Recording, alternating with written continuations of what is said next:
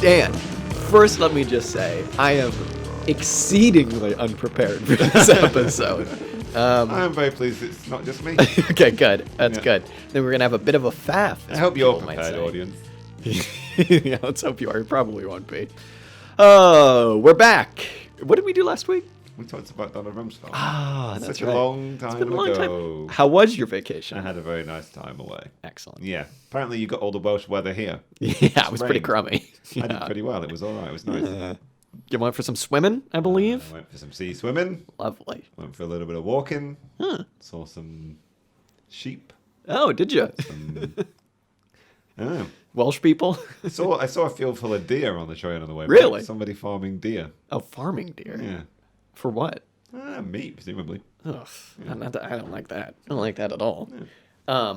Saw a field full of they're up to weird. The farmers in Shropshire. What's going on? I saw a field full of like llamas or something. Is Shropshire borderlands? It's in the borderlands. Yes. Okay. Yes. All right. Yes. All right. Got to go through my dad's hometown on the way back on the train. How's that? You're on the train, I guess. I didn't really recognise the station. Yeah. And I used to go there all the time, so. Yeah. Anyway, there's no story in this. It was nice. It was nice. Well, that's good. Been a bit of a faff here. People have been going nuts about the soccer, about the football. Yeah. I feel like we ought to offer special thanks to England and I suppose the complicit party Scotland in playing such a boring game of football 2 weeks ago, whenever it was that it didn't interfere with our podcasting at all. That's true. Yeah. That's true. Whereas if we did it the other day, I mean, if we'd done it yesterday. I made a point to be out on a walk, I think, for most of the game the other day. And as soon as I got out of the woods and into like a small village, there was just like a big roar, and I think it was right when England scored, and I was just like, it's coming home. It is indeed coming home. I'm sort of lamenting. I'm lamenting. I don't know. Like, I was expecting to be able to tap into a little bit of that. Were you here in 2018? Yeah, the kind of like it's coming home fever for the World Cup? I got here in 2018, so maybe. I mean, it's because we're not allowed to like cram ourselves into pubs in massive throngs, and I don't know. It's not quite the same atmosphere. Yeah, I've noticed people like that used to kind of be a bit of a meme, but now like my middle-aged bosses are saying it very unironically. Like, it is coming home. And I'm like, all right. Well, maybe this is why people have stopped saying it.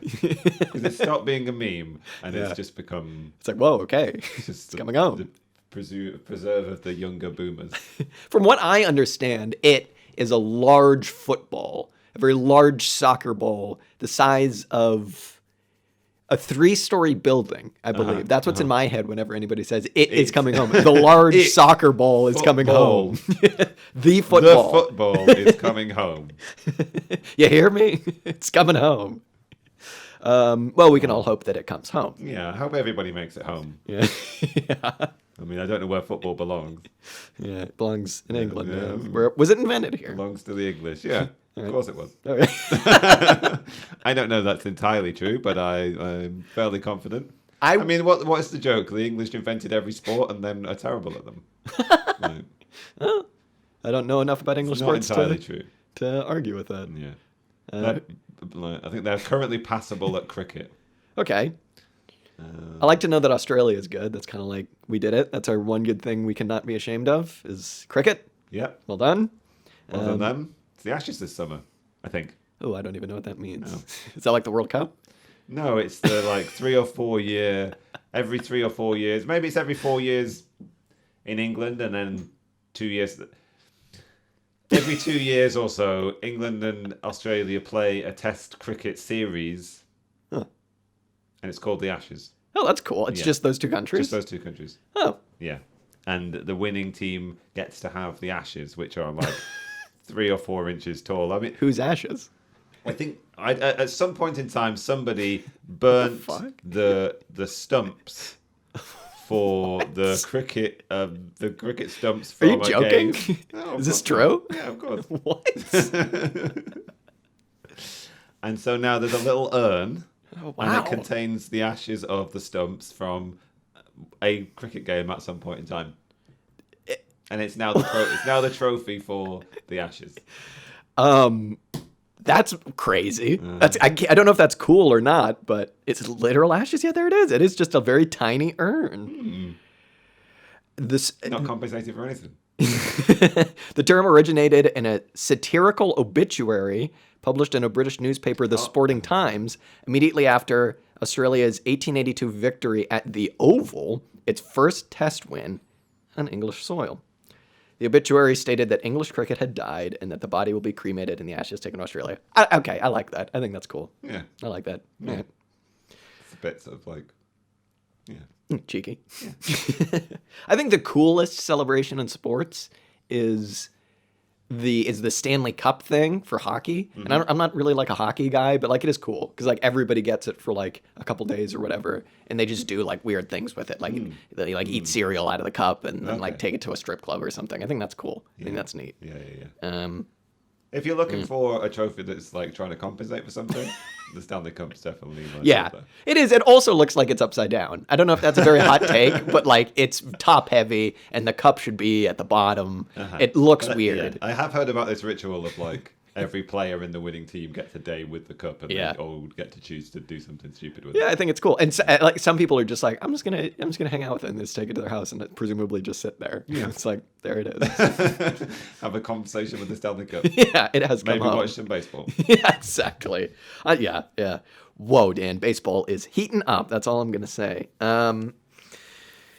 Good sport. That's pretty much the only sport I know a lot about. Maybe basketball. Maybe we could eventually talk some basketball, but I don't know. Kind of. I watched some 2020 cricket when I was away, and I've just decided that basically at this point all iterations of cricket are a total fudge and they don't really make any sense. All right. Yeah, fair enough. When we do our like talking about baseball episode, we'll also talk about some cricket. Yeah, and be like, this sport. Yeah. Why can't it be more like rounders? Am I right? Is rounders the one with that's the other bat and ball? Rounders is the one that's analogous to baseball. Okay. There you go. You heard it here first. Yeah. Baseball, not quite rounders. Cricket, not quite baseball. Not remotely like baseball. But baseball, no, you can't really finish that one out. Yeah. All right. Well, Dan, here we are again. Time is a flat circle. As I've noticed, I've been very fond of saying that recently because for many reasons. Yeah, said by a man that had to stay on an hour and a half extra after his shift finished at work today. Time is a very flat circle. Today's been a bit of a faff. Not really been super prepared to do this episode. Very quickly made some notes right before this.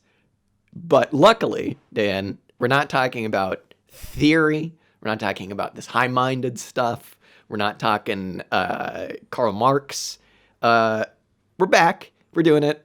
We're talking about the CIA. Yeah. All right. We're back with part 2 of David Talbot's The Devil's Chessboard.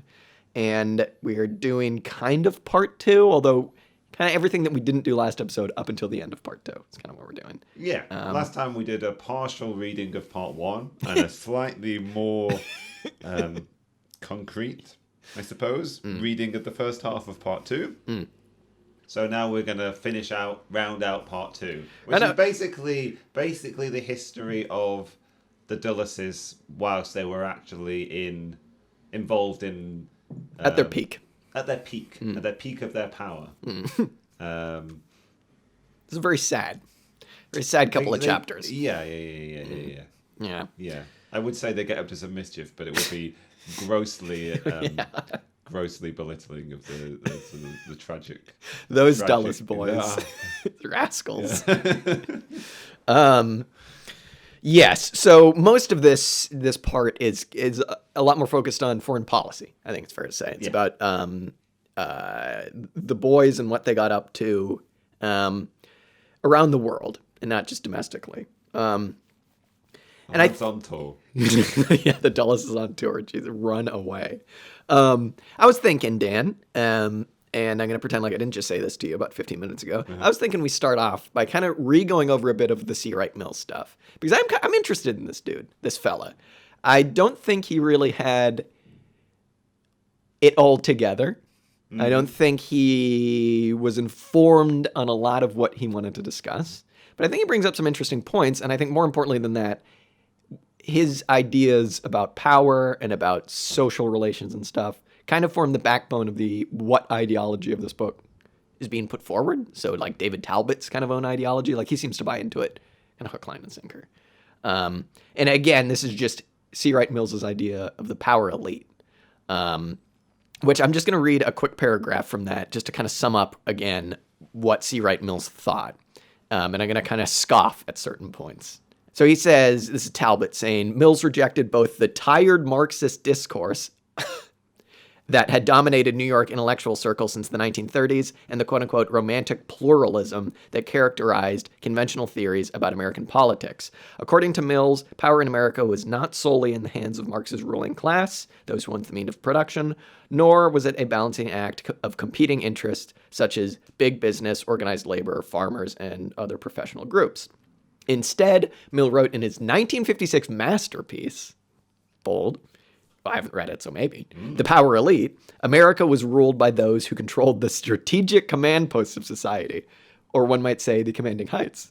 The big corporations, the machinery of state, and the military establishment. These dominant cliques were drawn together by their deep mutual stake in the quote-unquote permanent war economy that had emerged during the Cold War. So I guess that's kind of like his theory of power, I guess. Because it's like, again, like when you talk about power, that's kind of like, how can you reject Marxism when you're talking about power? Because power kind of seems like a very vaguely defined thing at certain points. You can kind of make it whatever you want. But I mean, I guess what he's saying is that like the people, the movers and shakers, the people who actually determine the course of society is a smaller group than you think. It's not just the bourgeoisie. It's not just people who own the means of production. It's like the people who have a vested interest in these permanent war economies we've talked about, whether that was, obviously like against communism after World War II. And then like when we talked about Donald Rumsfeld, like the war on terror. I think he's kind of trying to argue that like those are the people who determine things and those are the people who hold power. And I just think I just kind of wanted to like open it up, I guess. And like, I don't know, is that entirely, can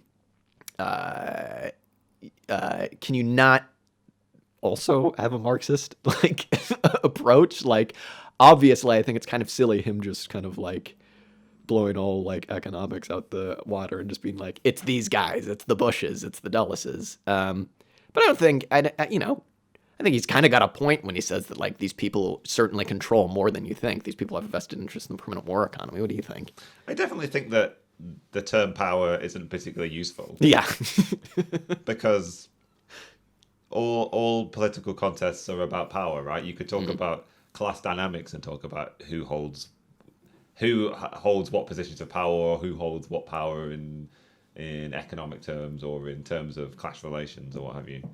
So power you could apply to any analysis, I would have thought, or any analysis of politics is by its very nature going to focus on a question of power in some way or other. Yeah. Domination, I guess, but like he's not really using that phrase. Like it's interesting. Yeah, I mean, I suppose we could work toward whenever I say we could, we're probably not going to do it very well. We could work toward like parsing out a definition of power and working out what it very definitely meant and how it was differentiated from like economic exploitation or domination.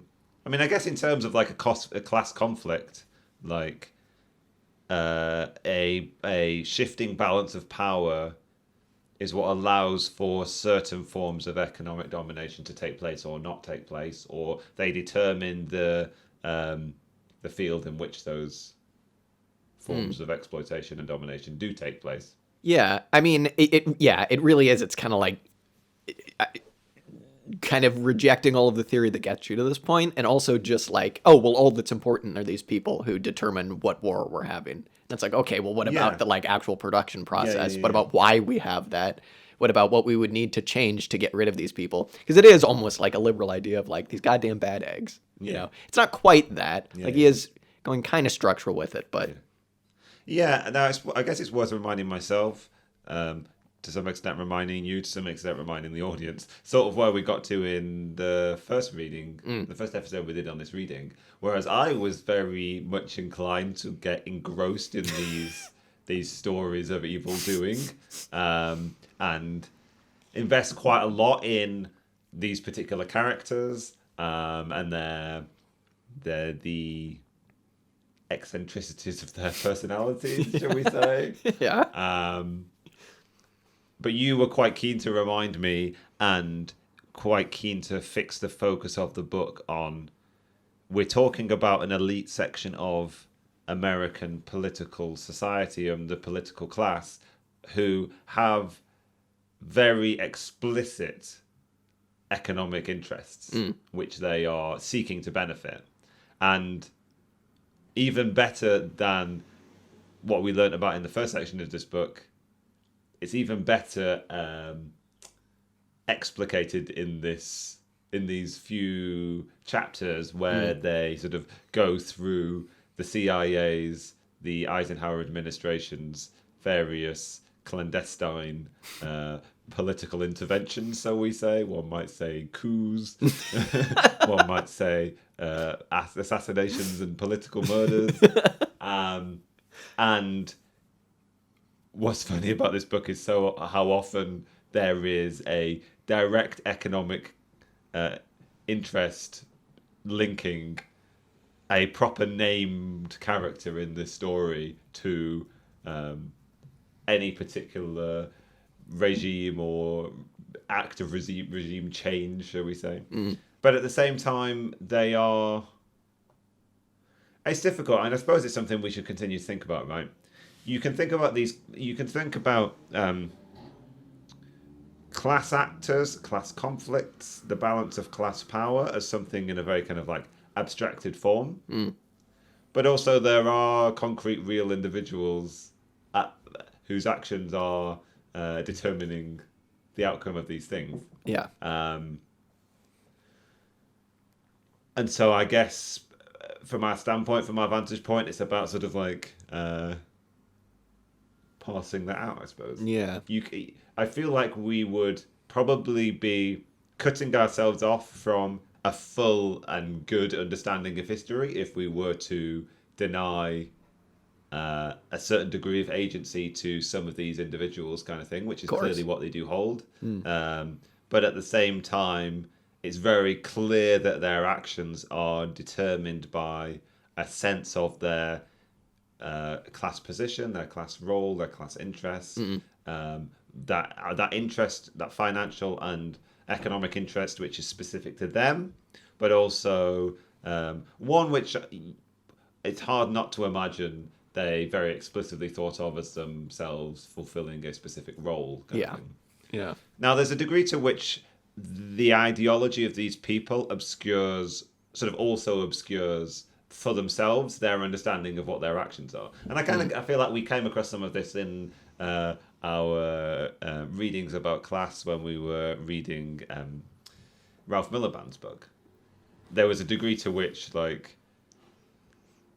it's not like the working class has an immature or incomplete sense of its class consciousness and is working toward class consciousness, but also, like, there is ideology at play in the ruling class. There are class factions. Yeah. There absolutely. are degrees of mistaken or confused or poorly formed consciousness there as well, kind of thing. So we shouldn't necessarily always think of these people as having a pure consciousness if they're a member of an elite or a ruling class, whereas like the oppressed of the world don't have a pure consciousness, kind of thing. There was a point in this book where it's in a little section when he's discussing a brief campaign that Alan Dulles made to be a representative in somewhere in New York. A failed campaign, one might say. A failed. Because, he turned out to be a terrible politician. Got beaten by a goddamn Democrat. It's true. A Democrat running as a Republican. Exactly. How lame you gotta be. Got beaten by an anti-New Deal Democrat. By an Antifa Democrat. And he's sort of talking about democracy and the limits of democracy and the extent to which people can be trusted with democracy. Dulles made a very explicit pitch for democracy only works if the right people end up in charge, kind of thing. And explicitly, the dictator FDR was the wrong person. That was the end of his pitch. It was just like, oh my God. So I sort of intend that to mean that he had an ideology. I mean, clearly it was a very anti-democratic ideology, but it was almost a kind of like there is an elite faction of society that ought to rule, and the sort of plebeian masses are not fit to decide who that should be, or if they are going to decide who that should be, it should be within certain bounds, kind of thing. This guy was not a fan of presidents, I've noticed. No. Well, no. two specifically, but Yeah. Real quick on that point, did you come across the only reason I got us to read this book? Speaking of Ralph Miliband. He just got mentioned, doesn't He got he? mentioned. Yeah. I like jumped out of my socks when I saw that it's circled several times in highlighter on my PDF. He's just name dropped as being like, a lot of people in America didn't really like C. Wright Mills because they were like, who's this crazy lefty? But like, for some reason, David Talbot makes a point to say, but in England, Ralph Miliband liked him. Yeah, and E.P. like, Thompson. Yeah. It's in a section where they're discussing the various institutions, media institutions, intellectual institutions, artists and cultural producers who received CIA money. Yep. And yeah, some of those people were not Ralph Miliband and E.P. Thompson. Yeah, it's funny. I mean, I think you're absolutely right, and you do just kind of have to balance this idea in your head of like agency and I suppose kind of structuralism on the other end. But I think the reason that I'm really interested in just kind of wanting to hear a little bit more from this Mills fella is because maybe on just like a game theory level, like his ideas seem like they could be useful at a certain extent, if not in like a theoretical way, because it's like, yeah, okay, the people like Cheney's a bad guy. Okay. Like a dog with a microphone could tell you that, but like, I'm just going to read another couple sentences where he kind of takes this to its logical conclusion, because he basically says that like the crucial task of unifying the power elite, according to Mills, fell to a special subset of the corporate hierarchy, meaning top Wall Street lawyers and investment bankers. These people were the in-between types who shuffled smoothly between the Manhattan corporate suites and the Washington command posts. Little is known to the general public. These skilled executors of power, constituted, in Mills' own words, America's invisible elite. They were the people who forged the consensus on the key decisions of national significance and who made certain that these decisions were properly implemented. I mean, that's basically just like John Foster Dulles, Allen Dulles, Prescott Bush, like people like that. And it's the Council on Foreign Relations, basically. Like, I don't know the significance of the Council on Foreign Relations now, but like it certainly was like 20 years ago. Like they were the people being like, oh, let's do this. Iraq? Maybe they do, maybe they don't have these weapons, but let's go in and get some stuff. So, I mean, I don't know. I think that, like, it's interesting. I think maybe it's just my point. Maybe not entirely correct, his ideas on power, whatever that might be. But when taken to kind of that, like, conclusion of, like, well, who are the people actually deciding what wars we fight and thus what gets funding domestically and this whole web of, just, like, money crap, permanent war economy. It's interesting. And I suppose it'd be better maybe served if it was like an actual study of who these people were, as opposed to just being like, whoa, dude, it's these dudes in the shadows. But like, yeah, it's interesting. Got me to listen. You know what I mean? So I just remembered, I don't know whether this is, an aside or whether it's misleading to the point, I suppose. But there's a little bit in this when they're talking about, toward the end of this section, when they're talking about Patrice Lumumba. Yeah. In the Congo. And not to go into that story, obviously we'll get into it. We kind of know what happens. Maybe we don't want to get into it in too great detail. We'll just get sad. But there's a point in which the way that people in the Dulles circles, people in the Eisenhower administration speak about Lumumba. And I think some of these are the other sort of like some of the other key sort of nationalist leaders that we also come across in the other sections of this book, who also get knocked off in very similar looking and sounding CIA coups. Jack made when he was describing the section to me, he made a point which was apposite, I suppose, when he said that basically it's just the same story over and over again, where you change the name of the country and you change the name of the nationalist leader who has won the first democratic election in that country. But anyway, there's a thing where they're talking about Lumumba, where this is the Dulleses, effectively people in the Dulles circles, talking about Lumumba like it's just him who has corrupted his people, like he's the smooth talker. Here's the leader who has come and put all these ideas in these sort of... They're almost applying their same understanding of like American democracy to democracy in these fledgling democracies, I suppose. Yeah. And suggesting it's nothing to do with like... There's no reason why... It's not like the Congo has some brutal history of exploitation under its colonial ruler, which... the population are reacting against by being attracted to what this person is saying to them, right? It's not like there's any sort of social basis. There's not like there's any material consciousness. There's not like there's any sort of like political economy at play. It's just Patrice Lumumba has gone and corrupted the naive minds of these people in Africa, and we're just going to have to get rid of him. Yeah, which is kind of like the same thing in reverse, right? They're kind of applying the same kind of great man figure of concept of history to their enemies in a lot of ways. Yeah, I wonder to what extent they believe that, because like I doubt Dulles believed that for a second. Uh-huh. And I think to do what he did, he would have had to have strategized and known that, okay, well, it's not just this guy, but if we do get rid of him, then things will change because we'll be able to put someone else in power and we'll be able to kind of control him and blah, blah, blah, blah, blah. Sure. But like, that's obviously what they told the American people. That's what that fucking Washington Post and the New York Times told everybody. But it's like, there's another point in this where they're talking about one of the other people that they killed, whether it was like Mossadegh or might have been Arbenz, somebody like that. Might have been Mossadegh. But they're basically saying like, there was a board meeting of all the top brass of the CIA, and this idea was put forward like, okay, we're going to oust Mossadegh, and then we're going to put the Shah back in power, and we're going to do it really violently. And some guy who was in that meeting made a point of being like, wow, I think if like half the people who were there felt comfortable of raising their hand and talking, they would have been like, we can't do this. That's insane. But like, they did do it, so what are you going to do? Anyway, my point is like, maybe this is kind of where the only thing valuable in the mills, where it's like there is an elite of people who like don't believe the stuff that they say,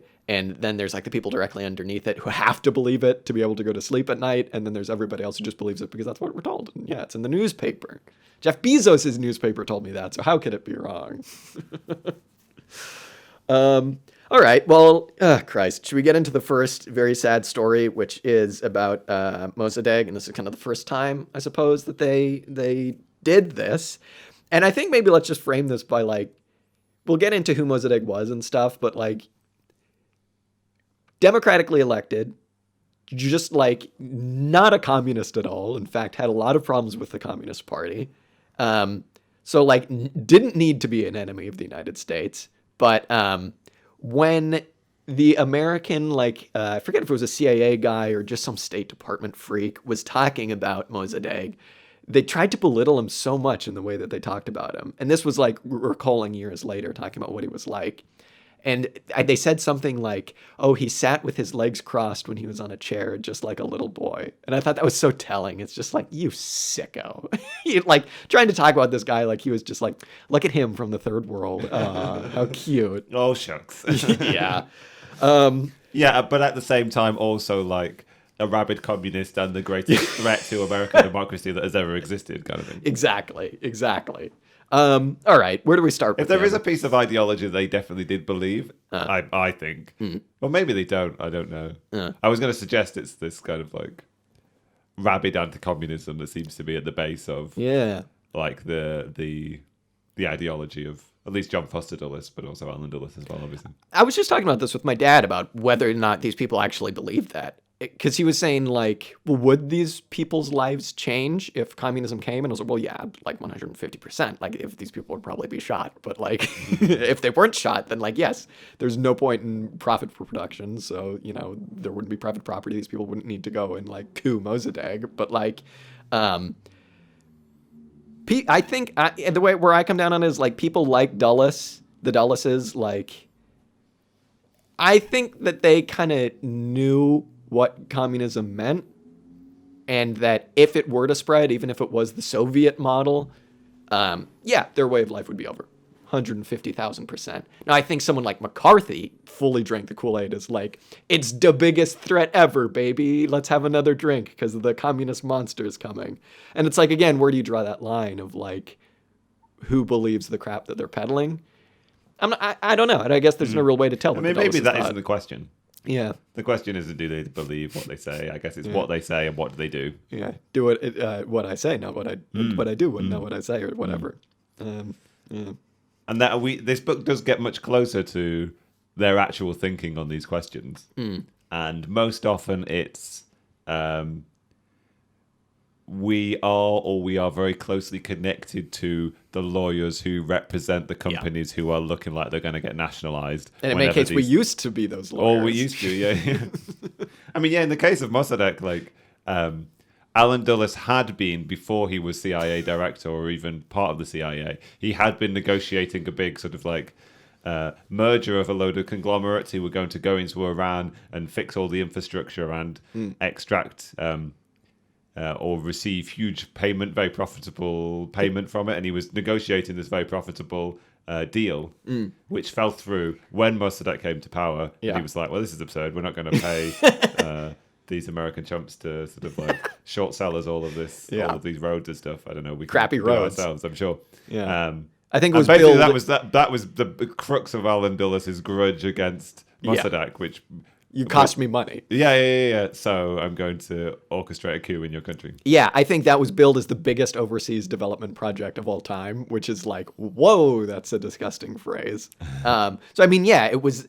So yeah, there was the Shah who was in power, and the Mossadegh like replaced him as kind of trying to be like, again, a guy who was like, oh, we're not trying to be Soviets, we're not trying to be American people, we're just kind of trying to like bring Iran or Persia or whatever like back up to where it was. We're just trying to make good things happen. But it was this overseas development project, and it was nationalizing what would go on to become BP. Yes, like Anglo-Arabian oil. Yeah. Or Anglo-Iranian oil, whichever one it was. Yeah, let's not forget the Brits are incredibly complicit in this as well. Yeah. Like Britain was the colonial power in the region, like and so many, like they were extracting huge profits from owning these oil fields kind of thing. The relationship between the Gulf oil producing states and Britain was one of gross exploitation and extraction of resources, just like all colonial relationships, though. Yeah, and I mean, again, the Shah would like have the boys over, like the Brits and the Americans over, and be like, I'm not planning on nationalizing anything. Don't worry about it. Let's get drunk. Let's all just hang out. Please pour money into my country. Into my overseas bank accounts. Yeah, exactly. So yeah, it was those two things combined. I mean, pissed off a lot of very powerful people with the nationalization of oil, and then perhaps pissed off specifically the wrong people who could actually do something about it in Alan Dulles and his crony effing Sullivan and Cromwell friends, to the point that they were actually able to like go in and kill him. And it's really interesting the way that they actually did it, because like the Tudeh, I guess, who I know nothing about, who are the Communist Party of Iran, were like, Mossadegh, my man, you can't be out here trying to talk with the Americans. Like, they're gonna screw you over. And he was like, come on, you crazy radicals, it'll be okay. I just want everyone to be happy. This is gonna become a familiar story. It is. And the communists were like, please don't do that. We know exactly what's gonna happen.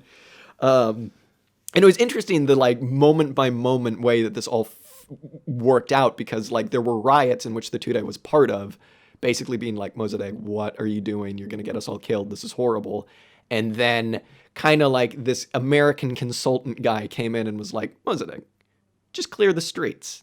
Don't worry about it. If you clear the streets, you'll be seen as a really strong guy, and everything will be all right. All these dang commies will go back to where they came from. Restore law and order. Exactly, yeah. It'll all be fine, they said. It'll all be fine. Not like we have a paramilitary force waiting in the wings to sweep in and sow even more chaos in the streets. Don't look out the window behind you. Those aren't Sherman tanks. Yeah. So anyway, yeah, as soon as the streets are cleared, exactly as Dan is saying, American-backed forces came in and just started shelling the shit out of his palace until he came out and was like, all right, I give up.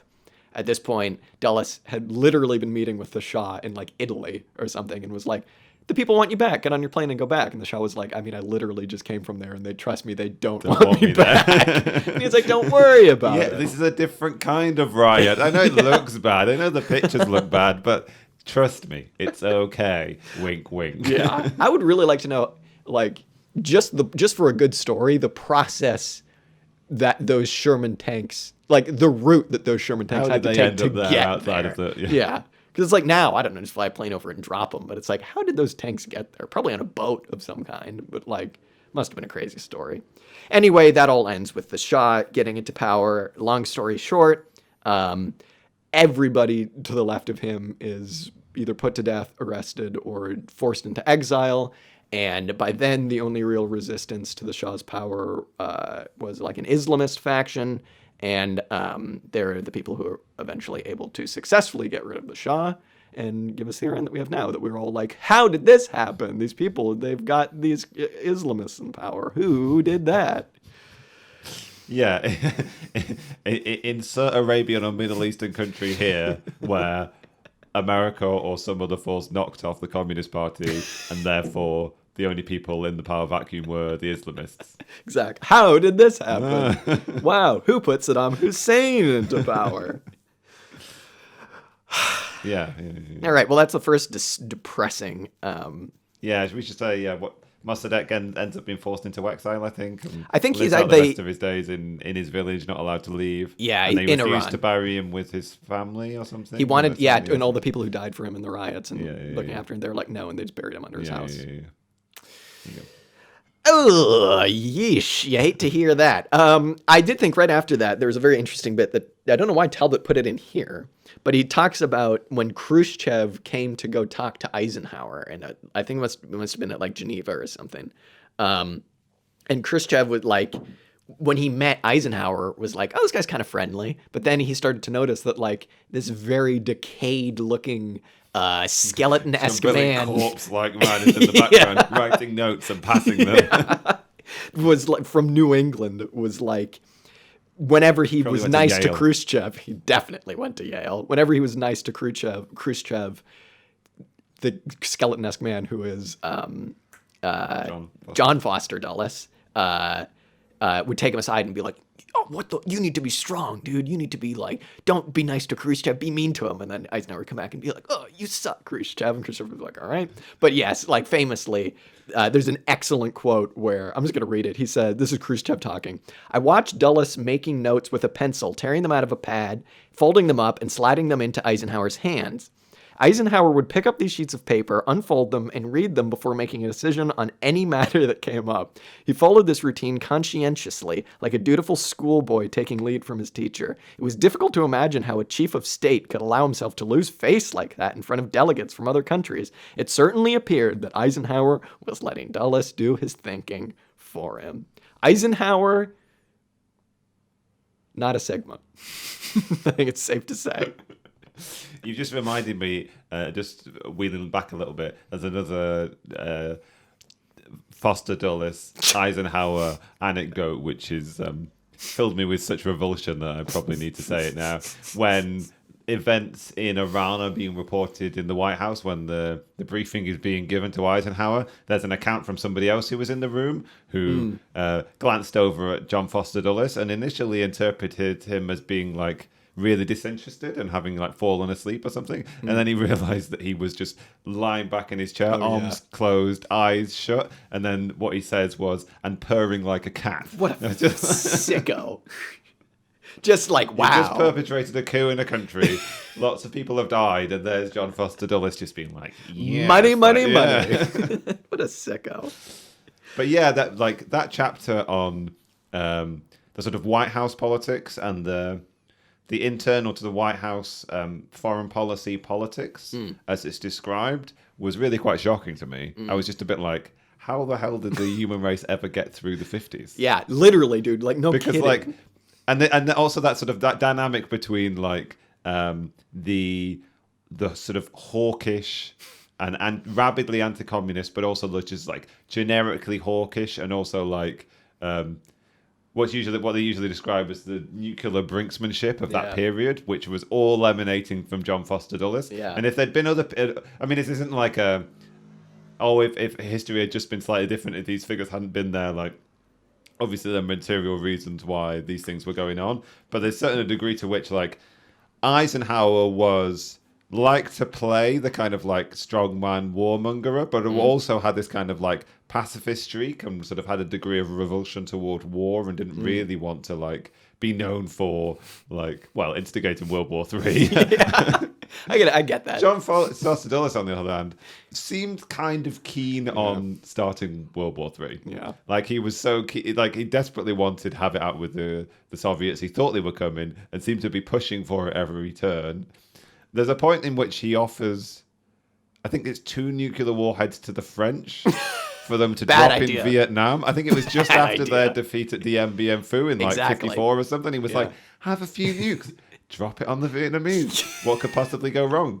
Like, he was like, they seriously wanted to have like, well, there was this period where like they hadn't really settled into the mutually assured destruction aspect of the sort of like Cold War that would become the norm for the next 30 years or what have you. Mostly because they knew at that point that America was so much more advanced in its development of nuclear weapons than the Soviet Union was. And there were certain elements inside the White House who were just keen to push that advantage. There was another instance where they were in some kind of minor sort of like border scuffle with China, I think, over some islands in the South China Sea. Like, that region of the world has never like threatened to plunge us into any wars. Worth it. But I think, Foster Dulles was also keen. Yeah, we'll just drop some nukes on it. They'll be fine. What could go wrong? It's baffling how out of touch these people were for being the like people who determined a lot of the course of the 20th century. Just so out of touch. Yeah. Just bomb them. Yeah. Like LeMay and all these people. Effing Kennedy. We'll get into this in a bit, but it's like, okay, rule number 1, if you're like even nominally progressive or just like anything left of center and you come into anything that resembles power, get rid of everybody. Don't be like, well, I'd like to have Curtis LeMay on my staff and we'll keep this Dulles fella on for a bit. It's like, whoa. Yeah. Curtis LeMay only got one reference, I think, in the section we've just read. And a glowing one. I'm excited, but also like horrified to see how his story unfolds. For people who don't recall, like he was quite central in the first episode that we did of our 2-part documentary series watching episodes. On I've forgotten his name. McNamara? On Robert McNamara. Yeah. Curtis LeMay instrumental in the firebombing of Tokyo during the Second World War. Yeah. And every other Japanese city. Not a good guy. What did you make of the bit when Alan Dulles was explaining how assassination works? I thought that was one of the most fascinating bits of the entire book. It's just like a couple throwaway sentences, but someone at a dinner party is like, can't you just effing kill Nasser in Egypt, dude? Like, come on. And Dulles explains how it works very scientifically, and I'm like so fascinated by this. He says, the guy's like, can't you find an assassin? And he says, well, first you need to find a fanatic, a man who'd be willing to kill himself if he were caught. And he couldn't be an outsider. He'd have to be an Arab. It would be very difficult to find just the right man. I don't know. I think that's so interesting to see like how they actually do this shit. It's like, I don't know. It's like when let's just say you were part of a government that wanted to instigate some domestic right-wing violence. You maybe go on a website called 4chan and you find some crazy people who are like, damn, I would like to do some crazy right-wing violence. And then you go, that's a good idea, man. Maybe you should do it here. I'm part of this right-wing thing. You should do it there. That's exactly what it's fascinating. It's brutal and freaky, but wow. Yeah. No good. Yeah, there's like there's 2 models for what an intelligence, or well, there's probably loads, but like in this book, kind of like 2 models. There is the one which Truman was very keen to have the CIA become, which was just intelligence gathering and feeding information to decision makers, which is the CIA that they did not get. Yeah. And instead they got the CIA in the Alan Dulles model, which was incredibly clandestine and interventionist without any particularly strong oversight. There are certain periods in the 50s where they have all these commissions to look into the CIA, and there's like, but who was on these commissions? Oh, it's this person who used to work at the CIA. Oh, it was Gerald Ford. This person who this person who used to work at Sullivan and Cromwell. Yeah, exactly. I mean, that's they're usually the connections, right? Like, it's either Yale or Sullivan and Cromwell. Is Sullivan and Cromwell still around? If it is, whoa, I don't like that at all. But yeah. But yeah. But yeah. Assassinations. Speaking of assassinations, we get our first mention of a fella who goes by Howard Hunt in the next bit. And that bit is the discussion of Guatemala. Guatemala is a little interesting because, for one thing, it's apparently the thing that Dulles was most proud of, other than, I suppose, Iran. And it's really interesting because they didn't have to go in, at least not right away, and kill the nominally progressive, as Talbot says, JFK of Guatemala. This guy named Jacobo Arbenz. If it wasn't so sad, it would be funny how they did it. And the way he starts it is with most of these stories, he starts at the end and then gives you some of the information about the middle and early periods of the story. And the end for Arbenz is long freaky and slow and very sad, and then his eventual death is like, that's when you're like, this is what I wanted to say when you just mentioned assassinations, right? Like, I feel like there is good grounds to always be like, was the CIA involved? Oh yeah, especially in this period. If anything happens, you're just like, he drowned in his bath? It's always plausible. It is. It's always plausible. It is. Yeah. He either burnt to death in a scalding hot bath or drowned in a scalding hot bath. Listen, his bath was too hot. He slipped and got in, and then he stayed in. Yeah, so anyway, Jacobo Arbenz, as we say, Guatemala at this period, recovering from a state of basically slavery by specifically one company, although there were a couple. The United Fruit banana Company. Colony, doesn't he? As opposed to a banana republic. Exactly, a banana, like almost a literal banana colony. Yeah. This the United Fruit Company or corporation, whatever it is. Long story short, needed a place to grow fruit to sell to nice suburbanite Americans, and it had to be somewhere in the quote-unquote developing world because it's just climate. That's just what you need to grow bananas and stuff. I find it really hard to imagine an evil fruit company. Well, but after this, I don't think I can imagine a good one. If you're struggling in the audience, let Jack's going to lay it down for you. Yeah, so I mean, I went to Guatemala. I've been there a couple times, and I went there when I was like 15. And I remember really vividly seeing these old silos that were just like kind of like vines were taking them over and stuff. And I was like, wow, that's crazy. I wonder what those were. Because it was in the middle of basically like rural Guatemala. And someone eventually told me it was like, these are old United Fruit Company things and blah, blah, blah, blah, blah. And I don't know. This one's such a bummer to talk about because like Guatemala is such a killer place. It's just like one of the best places in the world in terms of just like sheer beauty and the like culture of like the history and the like, it's just baffling how cool this place is. It's on the Caribbean. On the other side, it's got the Pacific. There's a big lake in the middle. It's got everything, baby. It just rocks. But for a long time, it was basically, as I said, held in a state of semi-slavery by the United Fruit Company specifically. And these were people who basically just went in, paid people as little as possible when they were paying them to grow bananas. When they weren't, they basically just... I hesitate to even say indentured servitude because they basically just used a lot of people as slaves. Like there was a slave class basically in Guatemala to grow effing bananas for people in like Orange County to eat. And really importantly, the United Fruit Company went in there and they built up the infrastructure a lot. And so when Arbenz came around and had his big land reform bill, which was basically like, okay, we're going to take all of this land that's being really mismanaged, and we're going to just give it to people to farm themselves so we can make our economy better, make people's lives better, et cetera, et cetera. The United Fruit Company, when they were leaving, because they had to, just ripped up all the infrastructure that they made. They ripped up all the roads, they ripped up all the railroads, they ripped up like the ports and everything just to say, F you, we're leaving. Taking their ball and going home. Yeah, literally being like, well, grow bananas somewhere else. Anyway... This disgusts me so much. In this book, they talk about the different people around Dulles who had shares in United Fruit Company or who just straight up worked for it. And it's like the people he worked with at the CIA had a lot of interest in it, were either on the board or like knew people on the board or somehow making money from it, down to like his secretary, like her husband worked at the United Fruit Company. So this was a point when he was like, listen, we got to coup this guy Arbenz. And the way they do it is like, as I said, it would be funny if it wasn't so like horrible for this country.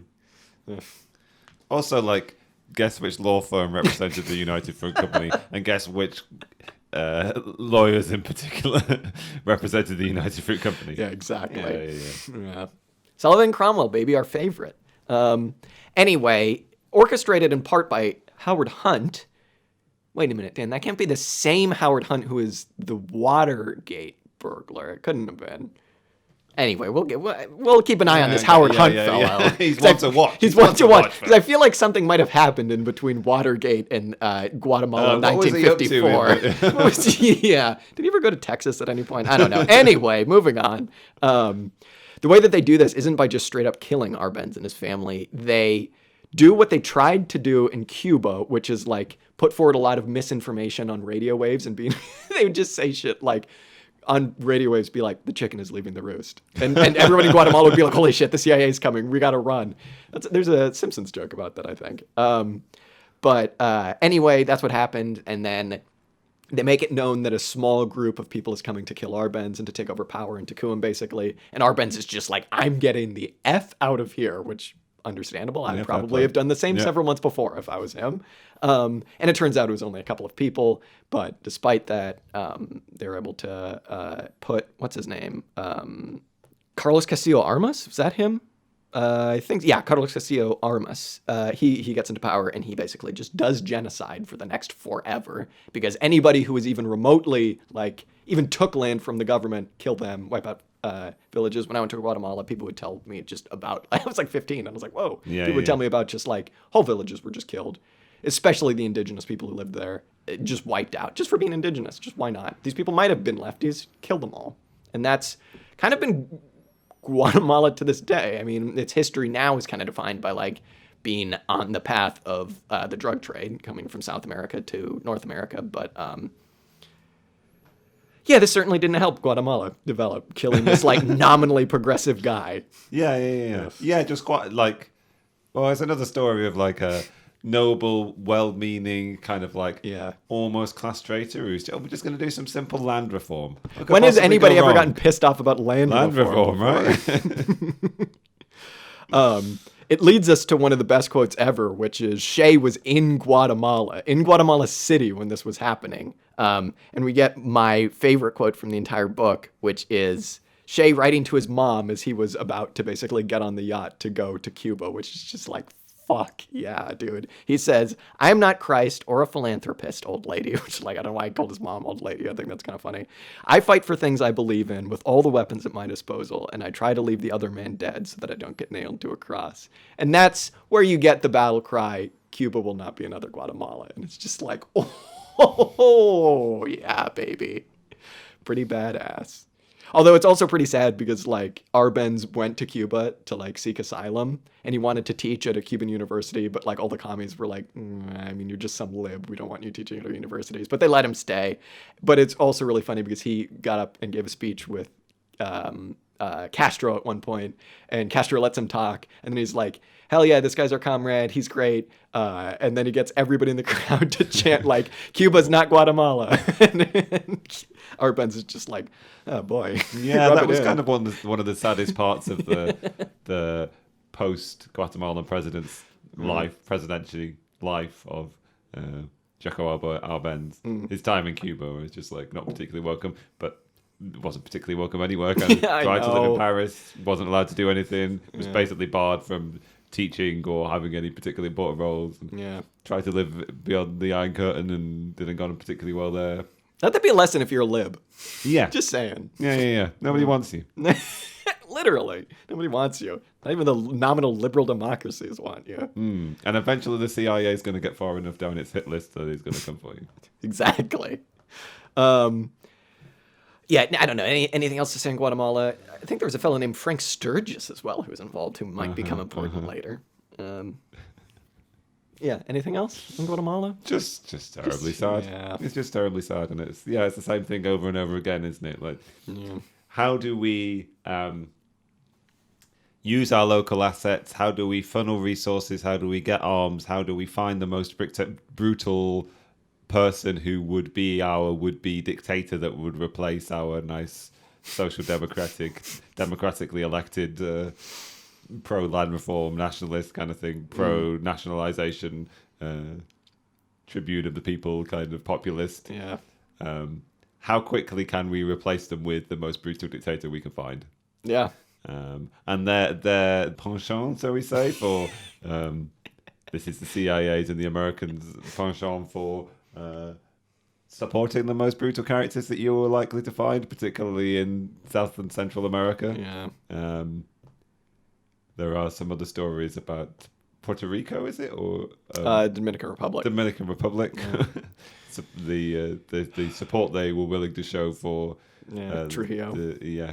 I mean, that was one that just gets barely touched on, but it's just because they use the Dominican Republic as an opportunity to talk about the like intellectuals who got by the CIA. Sure, yeah, and yeah. like there was a guy who the dictator in the Dominican Republic didn't like, and so the CIA just like operating domestically put him on a plane and sent him. Yeah, to it was Dominican Republic. basically like the way the CIA sort of like, you've got like the high ups in the CIA, and then they sort of subcontract to Mayhew. sort of mostly like ex-police and ex-FBI like private detective firms, who then subcontract even lower down to just like street level thugs kind of thing, or just straight up the mafia. or the mafia or organized crime or whatever kind of thing. So they basically use that as an excuse to talk about the degrees of abstractness that the CIA uses to dissociate, I suppose, itself from basically the political murders or abductions or what have you that it wants to orchestrate, but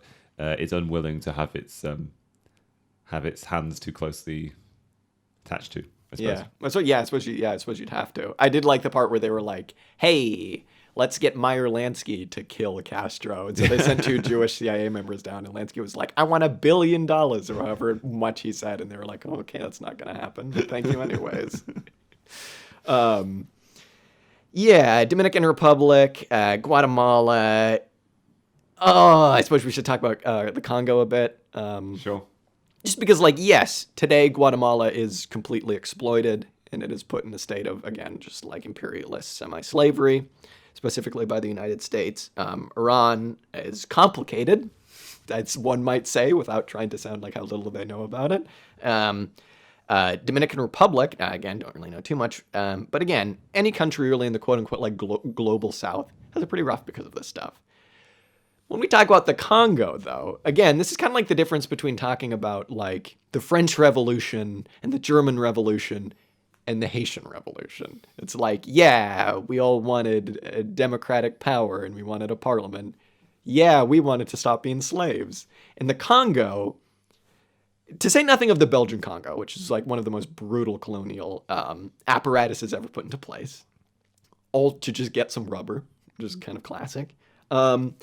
When we talk about the Democratic Republic of the Congo today, you kind of have to talk about whole sections of the country which are run by foreign-backed war bands and militias that literally use slaves to get like all of the world's cobalt, which is basically like everything and a bunch of other precious minerals that everybody needs to make anything electronic.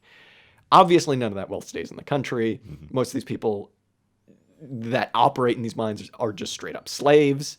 And so when we talk about what happened to Patrice Lumumba, that could have potentially been a turning point to even get to the point of being somewhere like, Guatemala now.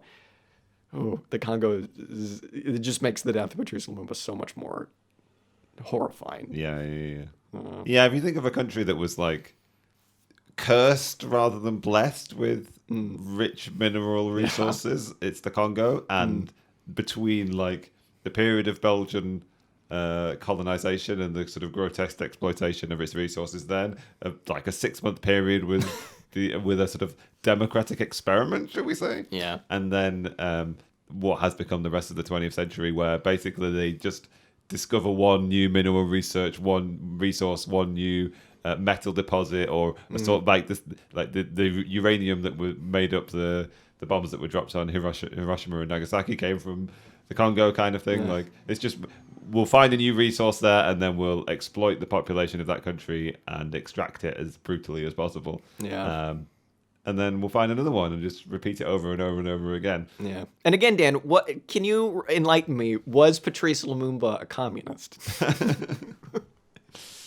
No, I don't think so. I mean, he's portrayed and described in this book similarly to any of the other sort of like national liberation leaders that we come across in the book as just being simply that kind of thing, like a nationalist.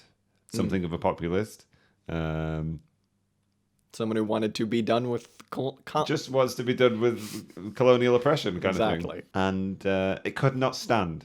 It could not stand. And I mean, the story is much the same as happened in Iran and much the same as happened in Guatemala. Guatemala, yeah. Perhaps much more dramatic. Yeah. But it is the same kind of like we funnel resources, we funnel arms, we find someone to depose them like a warlord or a dictator. Yeah. We invest heavily in political opponents or what have you, and set the grounds for and basically order a coup. Right, that's basically what happens. And when this stuff was investigated, because like there was an investigation made of the CIA's activities in like 1975. I can't remember what the particular commission is called. Church Commission, maybe. But sort of looked into these activities, and the people that were directly involved were like the CIA, the sort of in-country CIA operatives kind of thing. Basically just denied outright that they really knew what was going on at all. We had nothing to do with it. We weren't in the position to command or order anything. We weren't directly involved. It was just sort of internal political squabble kind of between rival leaders kind of thing. But it subsequently emerged, the way Talbot tells it, that was totally a lie. That Patrice Lumumba's body was literally put in a literal CIA agent's car. And the report is that he just drives around trying to work out what he's going to do with it. Yeah, Jesus fucking Christ. And again, I think he was killed by... Yeah, sorry, yeah. So, yeah. It's a horrendous story, right? Like he is in the presidential compound or under house arrest or something. So basically, it's already lost, but he is in a position of being protected because he's protected by like UN peacekeepers or what have you, or local police. So he's relatively safe in house arrest. And the way Talbot kind of suggests is that like there is a fear because this is happening right at the end of the Eisenhower administration. So. Patrice Lumumba like comes to power in the sort of like spring or early summer of 1960.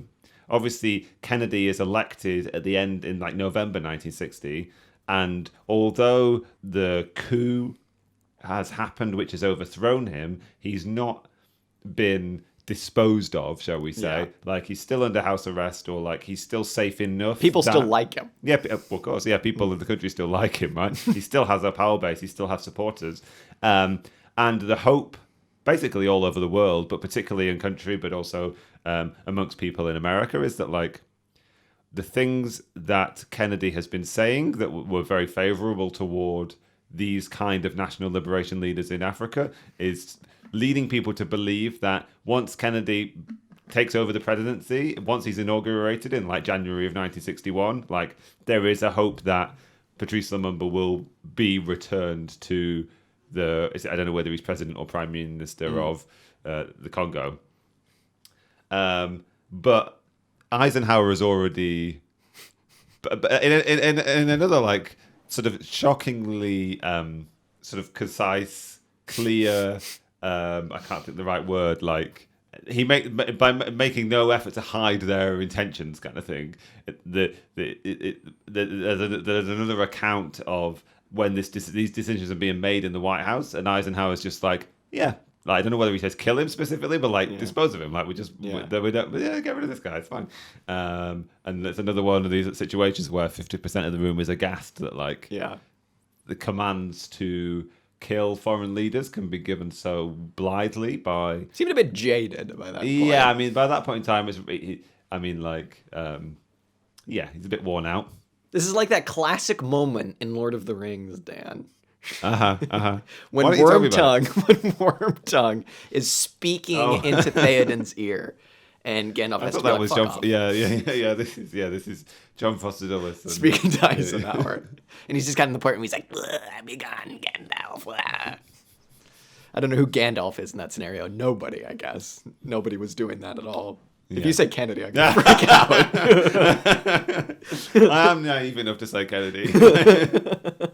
Yeah, maybe we'll talk about Kennedy in a minute. But anyway, basically, like, Dulles and the CIA use this interim period over the Christmas, like, in the lame duck period of the Eisenhower administration before Kennedy comes in, to basically order and orchestrate the killing of Patrice Lumumba.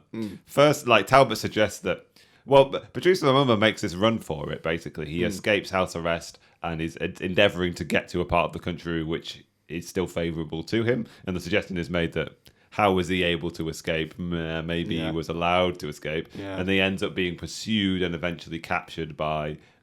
Flees with his family. And eventually, like, he is... passed from the custody of various like war bands and police factions or army factions kind of things, receiving beatings along the way, and is eventually killed by people who are directly directed, I suppose, controlled by the CIA. So all of this gumph about we had nothing to do with it, we didn't know about it kind of thing. No, you were literally there. You literally were the people that ordered it.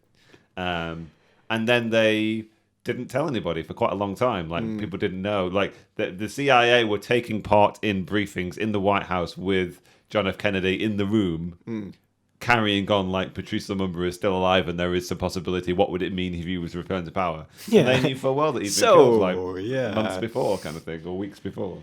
Yeah, a couple details too. Very comically, they tried to kill him in a classic CIA move by poison toothpaste. It's like, oh my god, guys, who were you? What was it? Were you consulting with McKinsey? Well, that's what it was. Somebody had observed that Patrice Lumumba had really white teeth, and were like, well, he must brush his teeth a lot. So the best way to get to him is clearly through his toothpaste.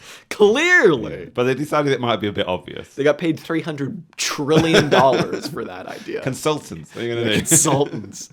And then just because it's very heroic, Lumumba, as he's running away, he's getting caught up to by these basically just like paramilitary Goombas who are trying to kill him. And there's, who knows if this is true. If it is, it's gnarly. If it isn't, so what? Let's just make it true. There's one boat to get across this big river, and these people are catching up to him, and it's like a movie, and it's like, we only have room for like Lumumba to go over, and then we'll come back and get his family. Lumumba goes over, and then as soon as the boat comes back, the paramilitary guys catch up to him, and they like have his family, and the people with Lumumba are like, dude, I'm sorry, but like we need to just go and get you out of here because this is important. And he says something along the lines of like, when you fight for something like this and you fight against something as evil as this, you have to expect a tragic end. And he goes back, and supposedly before the commanders show up, he's able to like talk these paramilitary guys into being like, guys, what are you doing? Because these are people from the Congo. It's like, come on, what are you doing? Yeah. And supposedly they're like, they kind of listen to him, but then as soon as the commanders show up, it was done, and they take him off and beat the shit out of him and kill him. Sad. And that's the end of that. And now the Democratic Republic of the Congo. Not in the best of spots, perhaps. Yeah. Don't know what else to say about that. Very sad ending for Patrice Lumumba. Guy rocked, too. Guy was just so cool. I'd love to know more about him. Yeah, we're going to have to get into it. Yeah. Interesting, too, we'll bring his name up now because it'll become important kind of later. Francis Nkrumah, who, I think that's how you say his name, who was, I forget exactly where he was. Maybe... God. Yeah, perhaps. A close country. Who was his really good friend and was also like this anti-colonial fellow. Like a mentor to him. Yeah. Knew exactly what had happened, knew who did it, and he would have some pretty good insights on another assassination that would take place later. We'll leave that for part 3. I mean, there were so many assassinations in the 60s. Which one could we possibly be talking about? Yeah, exactly. No, it's the one where they tried to kill Ford. All right, a couple other things to talk about. This part of the book, each chapter, even though it's the same thing, just gets progressively more insane, and then you get to the MK Ultra bits. Yeah. And there's not a whole lot to say about the MK Ultra stuff, because like if you don't know, this is the CIA's supposed like mind control program, dude. I don't know. I got a couple of things to say about that. Yeah, this is another one where you're like, did people believe Yeah. what they believed? Like, ostensibly, it was kind of in the zeitgeist of both America and the defense Yeah. sort of administration and the sort of like The DARPAs, military the ARPAs, complex was that yeah. like there are like American soldiers captured by communists in Korea had been subjected to some kind of Mind control, Manchurian candidate-esque candidate thing going on, which led them to admit to having dropped like I don't know, like bubonic plague and stuff on them. I don't know. This was basically like this idea that the communists had mind control abilities was basically just to cover for the fact that some American soldiers seemed to have been captured. Pilots had been captured by the North Koreans during the Korean War and had been they'd just been made to admit through torture the horrible things that they'd been doing, that they'd been dropping like anthrax or whatever. Yeah. And then the only explanation for that is, though, clearly these people fell foul of evil communist mind control. And so it sort of slipped into the zeitgeist that, oh my God, we're losing out in the mind control front of the Cold War. And the Americans really better catch up. And I mean, this was a program that was ordered by Alan Dulles explicitly in the early 50s. Yeah. But I think he'd also been sort of like laying the groundwork for it beforehand, kind of thing. I don't know a great deal about it, and it ends in a particularly peculiar place. I mean, here's the thing about it goes on for like MK Ultra. 25 years or whatever. Doesn't it? Yeah. But there are some other Dulleses involved as well. There are. So sad. Okay, you hear a lot of lefties talk, people who like conspiracy theories, to talk about MK Ultra as being like, dude, they got Sirhan to kill Bobby Kennedy, dude. Through mind control, bro. I take a much more boring view of this, where like, Alan Dulles was one smart cookie, dude. He saw that he could create this fake news paranoia about like mind control, which, okay, we should say first, right off the bat, Talbot comes across with all these different like independent studies or whatever, like historians going through trying to see, well, which communist countries did practice mind control on people, and it's like none ever. It's like that literally never happened. And Dulles kind of sees that he can start spreading this rumor, not only for the benefit of like the anti-communist defense industry, which, we need more reasons to hate the communists, but also to open up a new front on that and to kind of be like, where else can we spread this money around? Where else can we just print money? Because that's what it's all about, right? This like permanent war economy is like, what else, like robots, sure. New planes, sure. Mind control, sure. Because like Talbot goes through and he talks all about like the different people who got money from this. And it's just like, it's some freaks. And it's just like people who were doing the stupidest shit, trying to pretend like they were controlling people's minds. Mm-hmm. And secondly, I think that like what is called mind control is just like more or less just torture. It's just a legal way to check out torture, because like some of the things that they were doing under MK Ultra, super conspiracy theory, mind control stuff was just like, oh, give people 50 milliliters of acid and don't let them sleep for 50 days and they go crazy. Wow, we controlled this guy's mind. It's just like, oh my God. They managed to get 50% there. They managed to break people down. Yeah. They never put anybody back together again. Yeah. Well, and that was kind of part of it. Like they just wanted certain people to go insane. One of those people was Alan Dulles' son, which is so sad. Like Alan Dulles' son was just this like dude who kind of didn't really want to ever be like his dad, but was like, I guess I'll go to war because my dad's kind of trying to be a politician, even though he can't be a politician because he's too much of a non-Sigma male to win a goddamn election. So he just got into the CIA or whatever. He goes to fight in Korea. He gets grievously wounded. He gets a head wounded wound. In the head? Wounded in the head, thank you. And he comes back he suffers a grievous head wound. He does.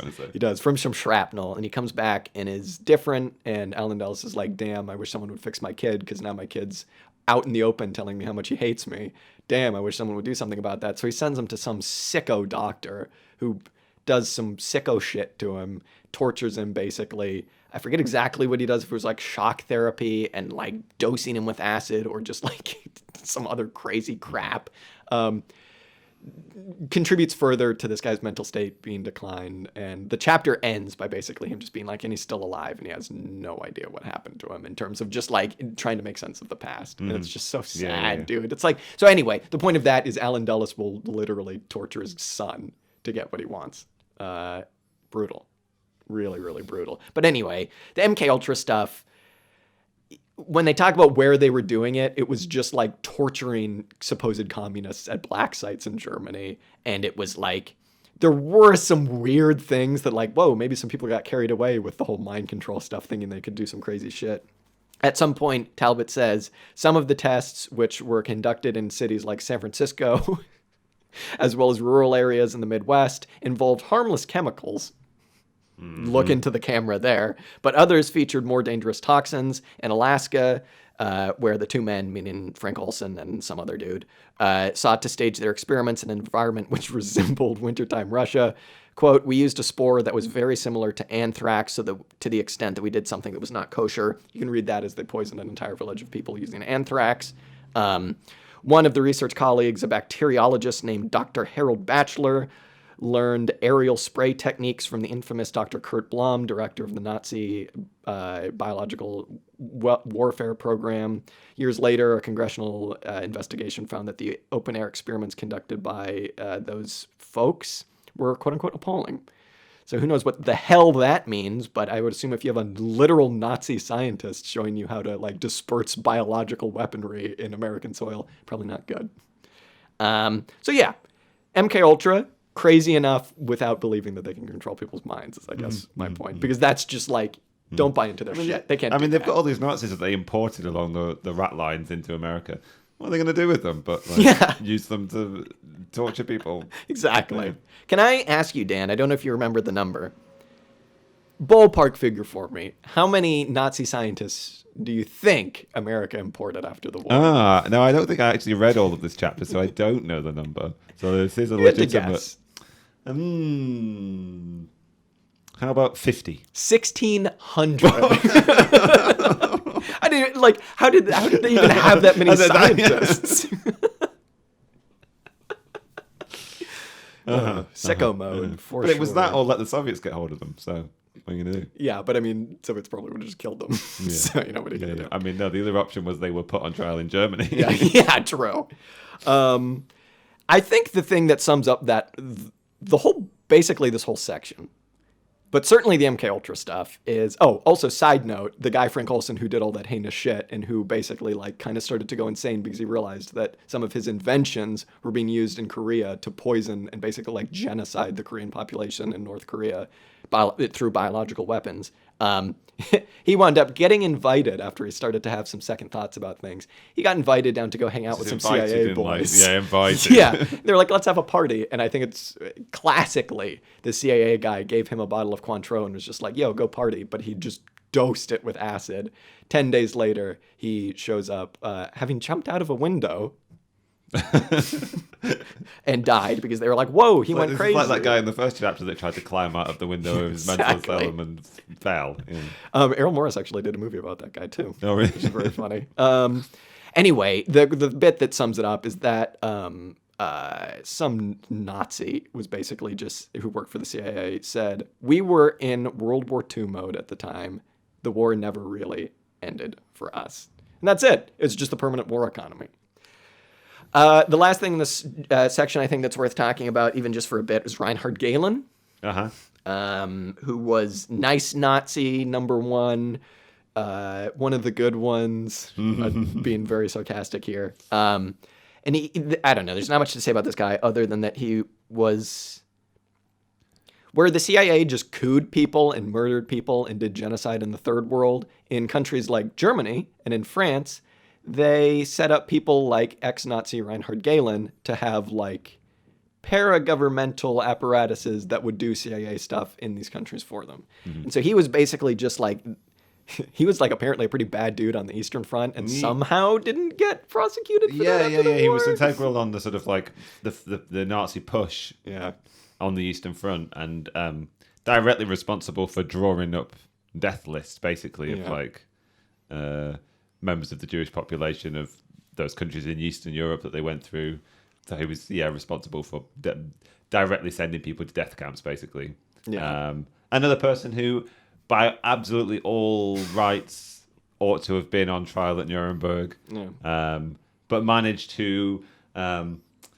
What was the story? He took a load of like documents and buried them in the mountains in like Bavaria or something, because basically he'd become like a spy chief in Nazi Germany, and then also was like, okay, I have the skill set here, and also I have all this information. If I bury it and protect it long enough to sell it to the Americans and prove my worth to the Americans, kind of thing. And one of the people who saw a huge amount of appeal in bringing Reinhard Gehlen into the fold of the sort of like Western intelligence establishment was Alan Dulles. Funnily enough, and who had no famous qualms. friend of Nazis, Alan Dulles. Friend of Nazis. Don't put that on my tombstone. Yes, but this guy basically, there's a whole lot more to say about this specific bit of it, but they're basically a set of plans all around Europe to create these little apparatuses to stop communism, socialism, progressives, French people in general from doing anything like, nominally to the left of what this like security establishment wanted. You hear a lot about this in the conspiracy theory fringes of the left, which is Operation Gladio. And for good reasons. It's some of the shit that this broader Europe-wide apparatus of these stay-behind networks did was insane, to the point they bought up the like Masonic lodges that ran Italy for quite some time, that Berlusconi was a part of. I'm not surprised. Yeah, well, of course. But yeah, anyway, Gehlen was just a very key figure in all of this, especially in Germany. Dan, what did you make of the bit about that guy Otto John? That blew my mind. Do you remember that bit? No. So this is when the kind of like head of the West German security apparatus was like, oh God, yeah, okay, yeah. He was like, hey, are you sure we should have this Nazi in a position of power like this? And Reinhard Gehlen was like, I'm going to fix this dude's wagon. And it's very unclear from this book what exactly happened, but supposedly he showed up, he defected to East Germany out of the blue, said, communism's good, we love communism, and then showed up back in West Germany. And Reinhard Gehlen was like, traitor, what did I tell you? Also, Reinhard Gehlen famously said, once a traitor, always a traitor, in reference to Otto John being part of the Valkyrie plot to try and kill Hitler. Yeah. So by saying once a traitor, always a traitor, he said, damn, once against the Nazis, always against the Nazis. Classic, am I right? But like, that was anyway, Otto John goes to prison in West Germany because they're like, oh, he's a communist. But for the whole time, he's like, I literally have no idea what happened. What sounds more plausible? Like, he defected and then undefected, or he was drugged and sent over the border and then brought back. Yeah, and no one in East Germany was like, yeah, he's one of ours. They're all like, who? This guy? Yeah. Very I mean, one of the things to say and sort of like to characterize Reinhard Gehlen, I suppose, is one of these people who he was always kind of like lukewarm toward an alliance with America, but really wanted to reestablish German power in a lot of ways, just like reestablish the Nazi regime, or at least the Nazi establishment kind of thing. One of the more interesting parts of that history, as it's given to us, is that as soon as it seems to be apparent that the Social Democrats might actually win an election in Germany, he's obviously very fearful for his own safety. He's like, oh God, they're going to come for me and put me on trial. Understandable. So he's immediately just like, well, we're just going to have to organize a coup. We're just going to have to coup this government and get rid of them. And basically what he does is he proposes this to the American security establishment, and they're very close to like, well, it never really gets to that point. But the Dulleses are totally on board with coupping the German government at one point and instituting a dictatorship. A friendlier government. Just like they did in the Congo and Guatemala and Iran. So they weren't desperately afraid of using these same tactics in Central and Western Europe. Yeah. I wonder to what extent anything like that happened in England, or it just didn't need to. MI6 was like, we got it, don't worry about it. Trade unions, yeah. I mean, I don't like there is this idea that there was a very tentative coup plot. I think in the mid-70s, they were thinking of coupping Harold Wilson. Basically. Really? Yeah. But I don't think it was in. I mean, this is kind of like sort of establishment and power elite figures. I think one of the I don't know, allegedly. One of the people involved was the person who was the editor of the Daily Mail at the time, and some other people involved in like in certain echelons of the royal family and that kind of thing. It didn't get very far. It wasn't like we were on the brink of military coup, but yeah, the idea was floated seriously in certain circles. We're gonna coup Harold Wilson. Interesting. I'm just gonna look up. There's something that I would like to solve. And you said when something weird happens, there's a chance that the CIA was involved. I would just like to know, Dan, what happened to Harold Holt? Because I don't think anybody's ever sorted that out. He was the Prime Minister of Australia, and he he went to the beach one day and went swimming and just disappeared. Just like, what happened to that guy? You don't let the Prime Minister go swimming and just have him disappear. Anyway, we'll solve that down the line. Okay. We'll get to that question. Because that's a thing where a lot of people in Australia are like, yeah, what did happen to that guy? What, he drowned? You kidding me? Give me a break. There was a different Australian Prime Minister, I forget who it was, but who was like, yeah, we're probably not going to send any troops to Vietnam. And then literally some CIA guys came over and went, step down. And he was like, okay. They stepped down, and then they sent troops to Vietnam. Oh, really? Yeah. All right. I think perhaps we should save our discussions on Kennedy and the myth around Kennedy is the last of the good ones. Podcast does not disclose that or not support that statement. I just want to say that I've been left relatively endeared toward one Fidel Castro from 100%. Hell yeah, dude. After reading this, that's one thing. Real quick, let's just tell the story about Castro's 2 trips to America. One where everyone was like, is this guy a communist or is he not? We don't really know what this guy's going to be like. And he showed up to America immediately after that, and everyone was like, Castro, all right, hell yeah, stay at the good hotel, buddy. And then when he left and came back and was like, I'm a communist, when he came back, somebody said in New York where he went, no hotels. They were going to move into a hotel, and then there was a bomb threat placed against that hotel, and the hotel was like, okay, you're going to have to pay a security deposit of like $20,000. And Castro was like, well, the Cuban government hasn't got that money. Kind of thing. We can't stay here. We're going to pitch tents outside the UN. That was basically his last resort. Rocks. And then the coolest thing ever happened, which is he went uptown, baby. I think it's uptown. I don't know anything about New York. He went to Harlem. Historically black neighborhood, at least back then, and went to a hotel that would let him in, which is like the only hotel in the entire city that would let him in. And there he kind of gave a speech about like, historically black neighborhood, you guys have been oppressed by the same people who've been oppressing my country. Solidarity, we're all cool. Thanks for letting me sleep here. Anyway, Malcolm X shows up and is just like, goes to meet with him, and apparently they have like a very brief conversation. But the best quote of all time is that Malcolm X leaves, and then some reporter is like, what did you think of Castro? And he says, he's the only white man I ever liked. It's just like, right on. Okay. Very, very cool. Would have loved to have been a fly on the wall in that room when Castro's like, would you like a cigar? My favorite quote about Castro was not as good as that one.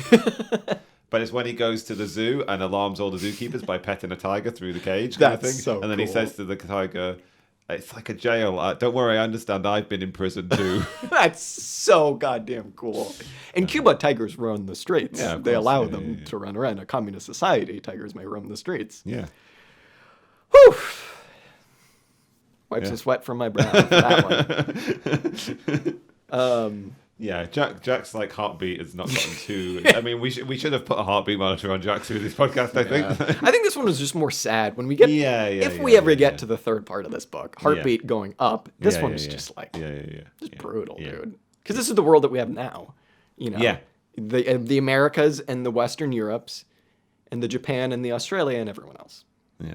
And we're either living with the legacy of these things, or we're seeding new interventions like this, which are causing new multiple decades of tragedy. Whoa. You're telling me that Libya's oil industry isn't still nationalized?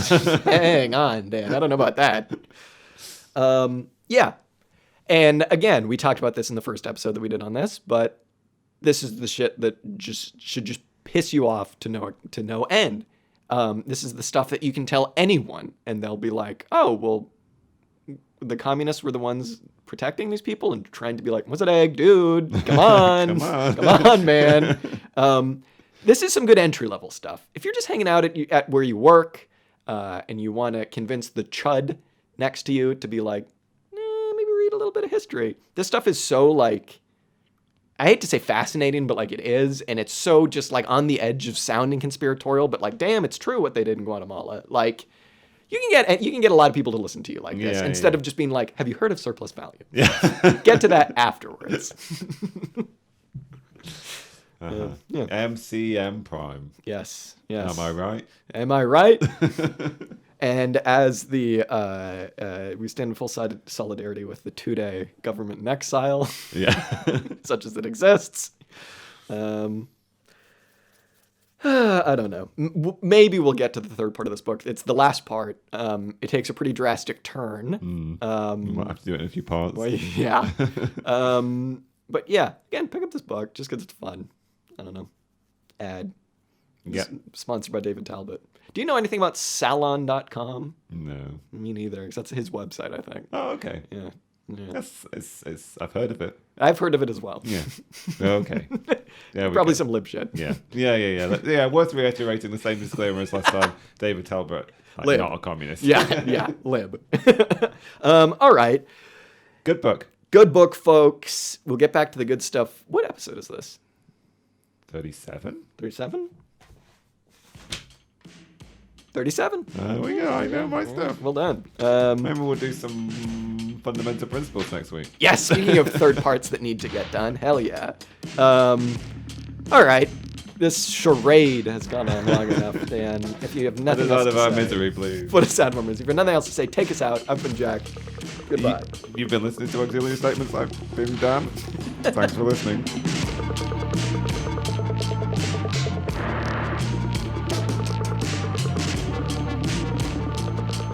The music you heard this episode was Music to Kill Bad People To by King Gizzard and the Lizard Wizard.